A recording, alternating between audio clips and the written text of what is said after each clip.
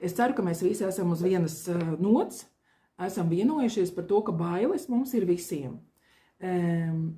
Lielākā daļa baiļu ir paslēptas zem dažādām pārliecībām vai paslēptas zemapziņā, mēs viņas pat nezinām. Pamatā, protams, vislielākās bailes ir par izdzīvošanu. Es gribu dzīvot, man ir bailes nomirt. Un uz to bāzējoties veidojas dažādas pārliecības. Un pārliecības ir tās programmiņas, kas vada mūsu dzīvi. Tā ir mūsu kastīte, kurā mēs dzīvojam. Un kamēr mēs dzīvojam pašplūsmā, autopilotā, nepieslēdzot savu prātu, tikmēr nekas nebūs. Un tāpēc tā apzinātība ir vajadzīga. Bez apzinātības vispār reāli tu nevari dzīvot savu reālo dzīvi, pieslēgties dzīvē un saprast, kas tev reāli patīk. Jo visu laiku mēs dzīvojam pēc programmām, kuras mēs esam pārmantojuši no vecākiem, vecvecākiem, no visiem apkārtējiem, sākot no dārziņa, no silītes, no mammas, no dzemdībām, kad tu piedzimi. Ja? Viss ir tāds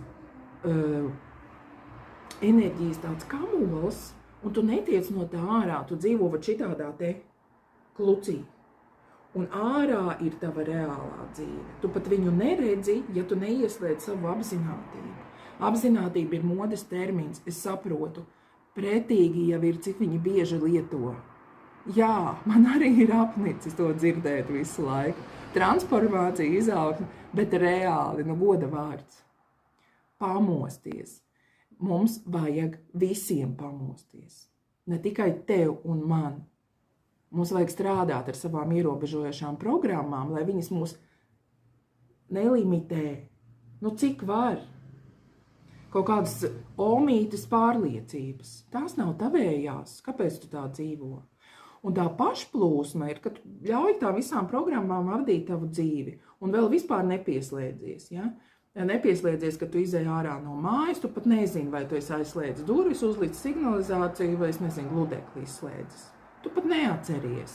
Un tad vēl tā komunikācija, tā dīvainā, ko es esmu kaut kādā video teikusi, ka tu pat acīs otram cilvēkam neieskaties. Tā ir konkrēta pazīme, ka tu dzīvo, tu nedzīvo.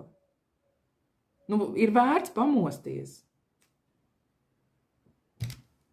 Man šodien vairāk nav ko teikt.